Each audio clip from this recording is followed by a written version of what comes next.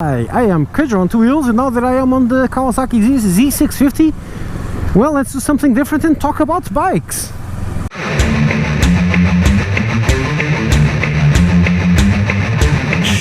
I know, weird, huh?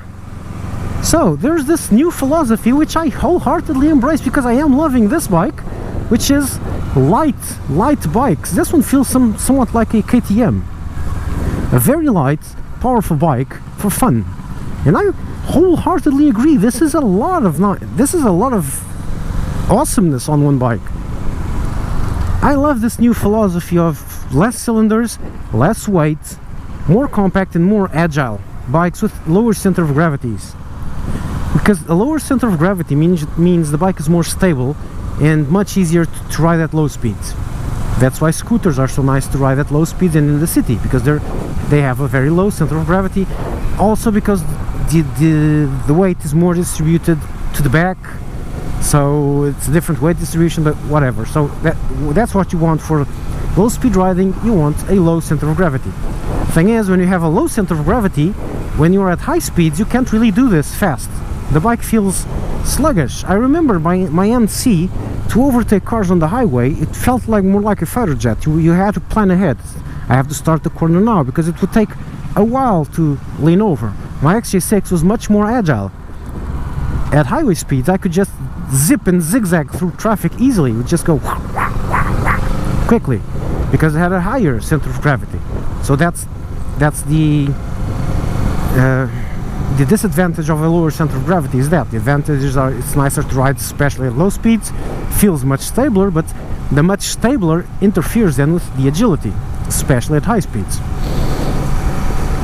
I might be wrong though, don't take this as gospel. Thing is, with these short bikes, yeah, stay there, that's train tracks. It's a really slow tram, so I'm just kidding. Thing is, with these short wheelbase bikes, they become very agile, and the whole suspension is set up so that it's very agile, so it offsets the low center of gravity, and the bike just feels awesome all the time. And I like that. I like this. It's a nice time to be a biker. We're getting very fine bikes with ABS, means we can just clamp onto the brakes and not worry about the ground like this. Saw that? I just clamped onto the brakes. Any other bike without ABS, I would have crashed here hard. And I did this on a bike I don't know, which is not even mine. Okay, I just went zero brakes, full brakes instantly because I wanted to. Okay, so yeah, it's a nice time to have bikes. I like it. Machines are pretty refined. They are all changing to much brighter illumination at night with LEDs. This one doesn't have that yet, okay? But it's changing. There are many bikes with awesome nighttime illumination, so you can see clearly at night and not worry about what's oncoming, because you can't see it. No, this time you can see everything. The dashes are going all digital. This is funky, but I would still prefer a needle, but this is very cool. Digital dashes means smaller, more compact, funkier looking dashes with more options on color, etc., more electronic.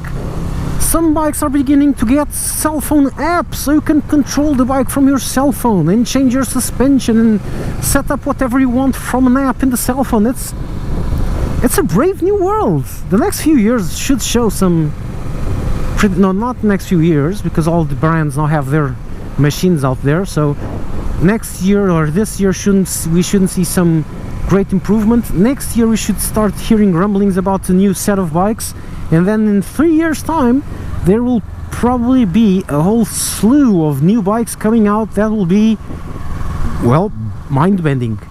I'm expecting a revamp of the MT series with LED lamps and new dashboards and maybe slightly improved engines, whatnot, or suspensions and blah blah blah, more expensive obviously, and an entire new set of Honda CB 650, not the 500s, they've been changed this year, so the bigger ones should probably get a revamp with more gadgety things. It's going to be a cool time to be on a bike.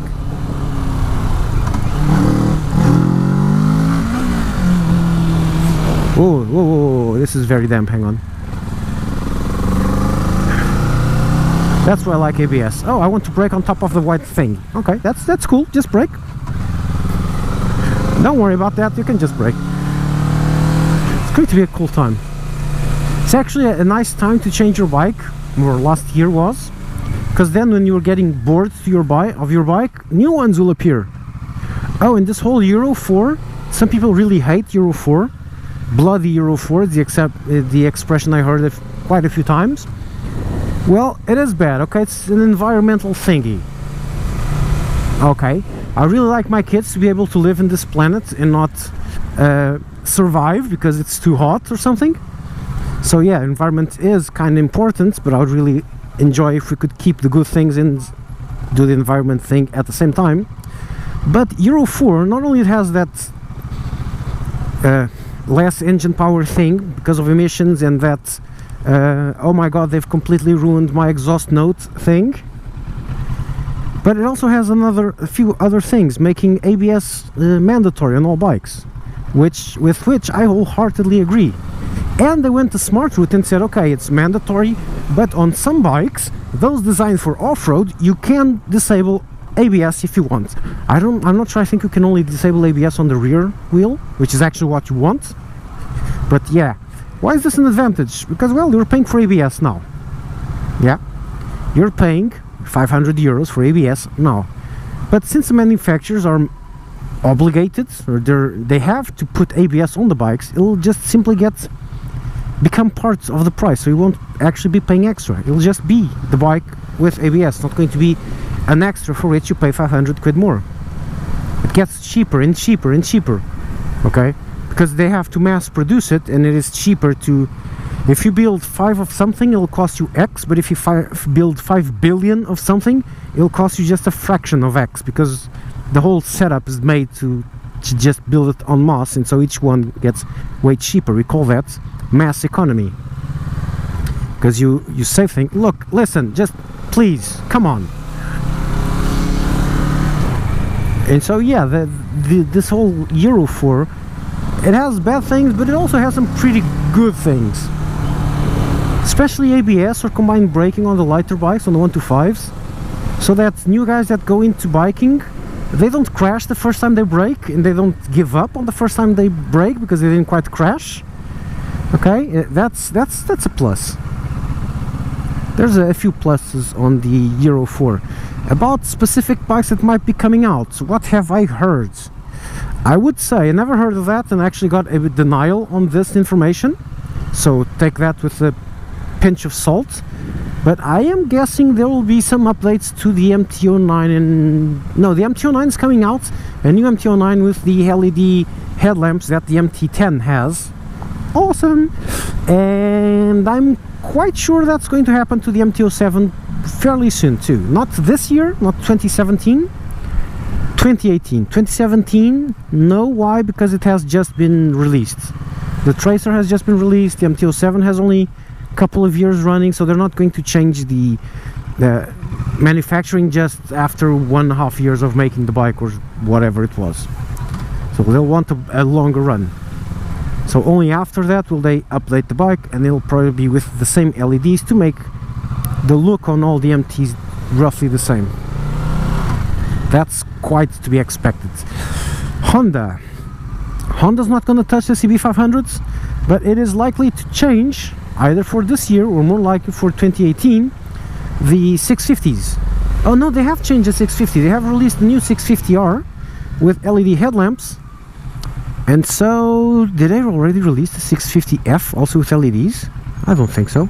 So that's new bikes for 2017, the new CB 650s. Kawasaki Versys. Well, that's due an upgrade for quite a while. Go on. Didn't really see what we're going to do, sorry. That's due for an upgrade for quite a while, so that's probably going to happen. The Kawasaki line, the Versys, maybe the Versys 1000. Suzuki has all of those they showed. Oh, another ones I wanted to talk about. This whole slew of new 300cc bikes that just appeared. You saw that on the bike show EICMA? A V-Strom 300, a GS 300, lots of 300cc bikes, loads of them. And why is that? Well, that's quite simple. India is blowing up. Not blowing up as in going nuclear, but blowing up as in their economy is growing more and more mature with a, and China also, with a much more demanding middle class. And for some reason, I think it's taxes or something, India is stuck on a 300cc bike. Any bike over 300cc is very rare and it's usually called nearly a super bike. And KTM saw this before anyone else and started making their 390s there. Their KTM 390s started building them in India. And apparently it's a big hit in India. The other brands saw that and decided, hey, we want some of that too, so that was a bit cheeky. And hey, we want some of that too, and so they created these bikes. And those bikes are meant for the Indian market, so the look might not be what you expect, but then again, they are making the Indian market for the 300cc's enjoy the European design, because the KTMs are big hits, and the KTM is clearly in European design. The RC 390 and the Duke 390 are very clearly designed for Europeans and not for Indians. So they're trying to get them to like our design, so they have only to design one bike instead of one bike per geography. And that's what those bikes are for. In the US, it's a bit ridiculous because that's too small engine for the big straights the US has. But for Europe, those actually could work. It'll be a poor man's version of an adventure bike, but, well, why not? If you can only afford one, previously you could only use the naked bike, but nowadays, you'll be able to choose a whole slew of them. Yamaha has the R3 for the super sports, you have the RC 390, you have the CBR 250, which is a bit meh because it's the weaker of the three, it's more like a fat 125 rather than a 300.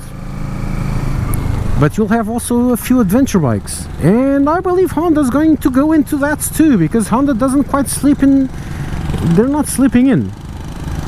I was quite surprised to see BMW doing that.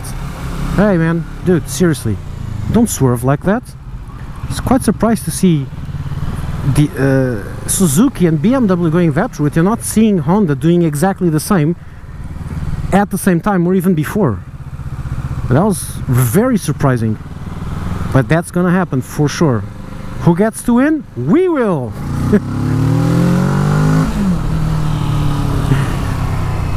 And I'm still waiting. Oh, that's already it, but a low cost 250 off-roader. Not one of those really expensive ones because they're really good, but a slightly cheaper one. It'll break more often, yeah, but for slightly less stringent off-roading, that could be nice. It's right along the lines of the Suzuki V-Strom 300. Yeah, that's a nice one to have. I'll be waiting for that, and I can't wait to get my grubby paws on one and see what's what. I'm just taking the time to use I'm just taking the excuse of making a video for you guys to whoa, slick and slides. That was a big slip and slide there. I'm just taking the chance to do this road I love. Can't really do it fast because it's, well, wet and slippery, as you saw.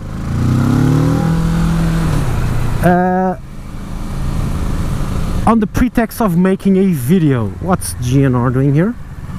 That's a lot of cops. Oh, that was a crash. Someone bumped, probably mirrors.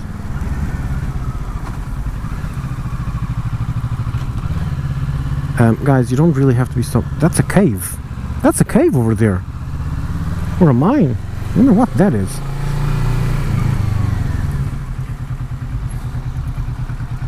What the hell is that Cooper doing? Did you stall your car?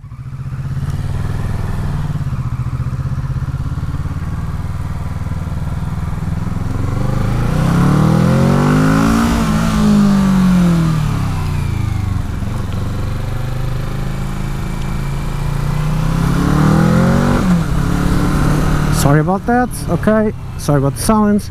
Let's go. So yeah, lots of new bikes coming in. I don't think they're going to be early this year, probably late this year. And so next year, 2018, we're going to have a pretty cool, to me, but that irritates me on nearly all bikes that are made nowadays. Don't know why the hell they decided that was a good idea. Illegal overtakes. This bike is made for them.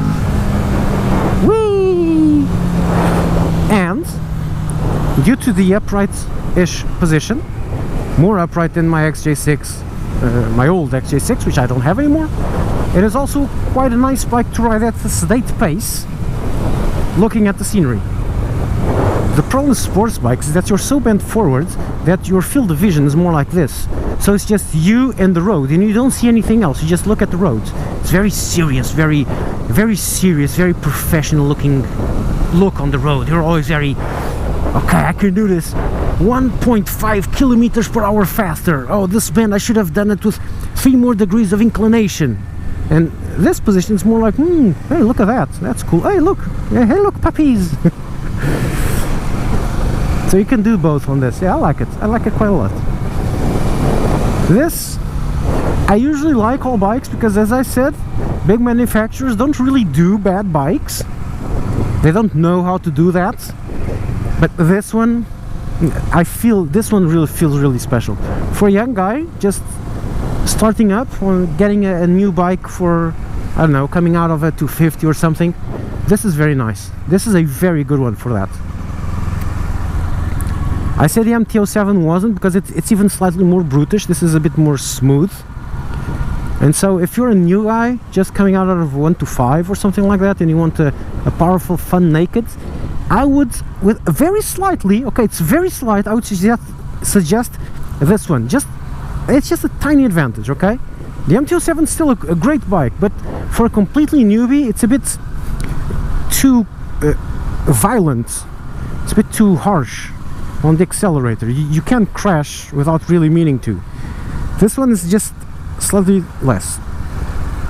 It doesn't mean it is less fun, because it's not, but the extra control you can get out of the throttle, which is easier to manage, means you can more easily roll out of corners accelerating and not get scared because the bike suddenly went way faster than you wanted, and oh my god, I'm on the opposing lane and I better dodge the big truck that's coming on. Oh my god, tree, sky, ground, sky, ditch. So that's something that shouldn't happen with this one, and so it's more appropriate for someone with less experience. And that's why I say I would probably go for this one, because this one is, I feel it's a bit easier to manage. Then again, disclaimer, I rode the MT-07 several years ago, and so now I have a lot more experience, so maybe I wouldn't feel that of the MT-07 today. There's the disclaimer, so I would suggest you test drive both, or if you can't, go see other test rides so you get a clearer picture, okay?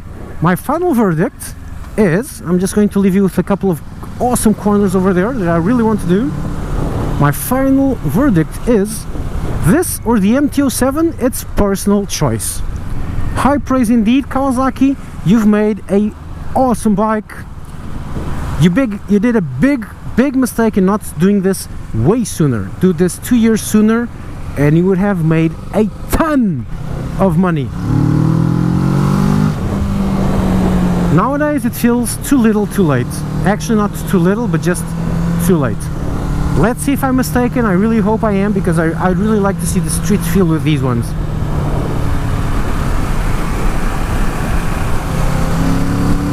Sorry about that. Dangerous, I know, but this corner has to be done like this. Oh, this was on the limit. The road's a bit damp and doesn't really have the grip I wanted, so that was on the edge. I don't think I ever did a corner quite that much on the edge. Both wheels, I felt both wheels going skidding slightly, not skidding but scrubbing. Just slightly beginning to lose traction and the trajectory widening without me doing any inputs. That was just on the limit, because the ground is slightly moist, so it's not hot enough and it's slightly lubricated.